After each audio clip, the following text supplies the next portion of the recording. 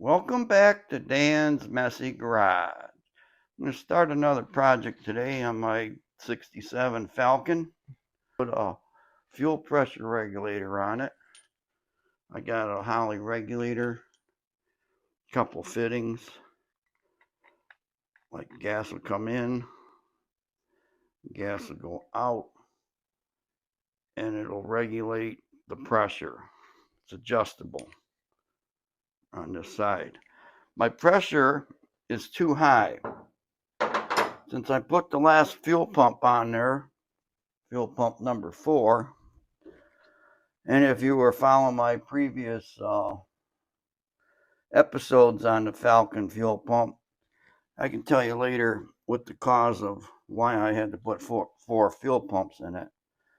But now the last fuel pump I put in there is a Delphi, and it's got too much fuel pressure.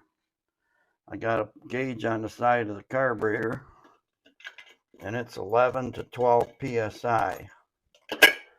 And with an Edelbrock carburetor, that's about twice the pressure they need. 5.5 would kind of be like ideal.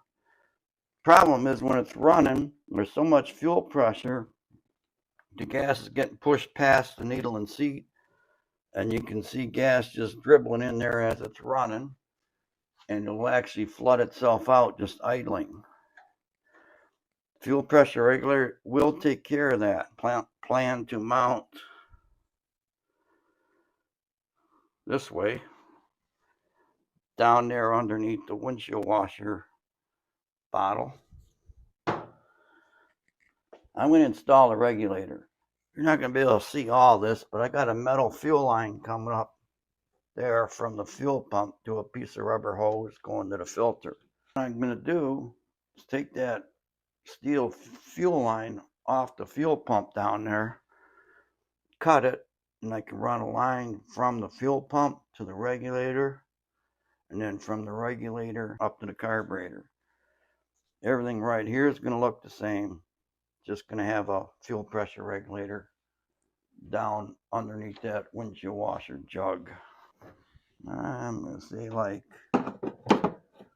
right there. It's got to be an area where I can get to it to adjust it. Plus I have to be able to get a drill in there to drill holes to mount it. Now this bracket that's on here comes off easily with 2 screws, and I can flip-blade it, move it around. So I'm going to figure all that out, drill a couple holes, and mount this.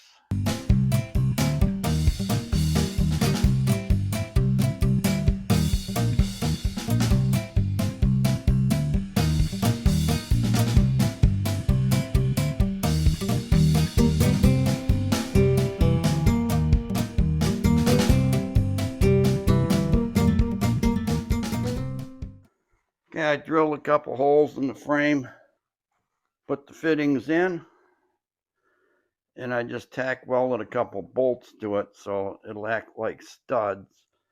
And I can stick this through the frame and then put the nuts on from the outside without having to worry about trying to get a wrench on the back side. So I just need to hook up my lines.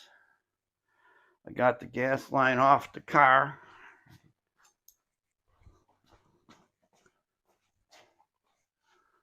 Metal line.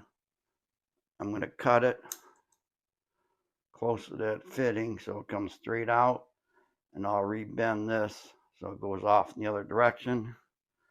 I'll be able to use that same line, a couple of short pieces of hose, and this will be hooked up and ready to go to work. Let's go over and look at the fuel pressure.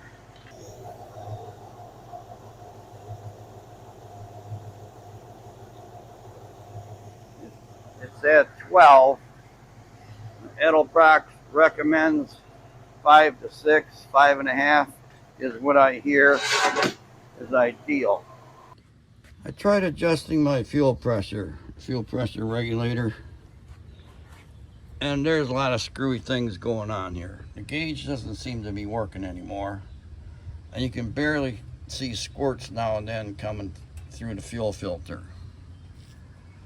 And I turned that fuel pressure regulator in all the way, out all the way.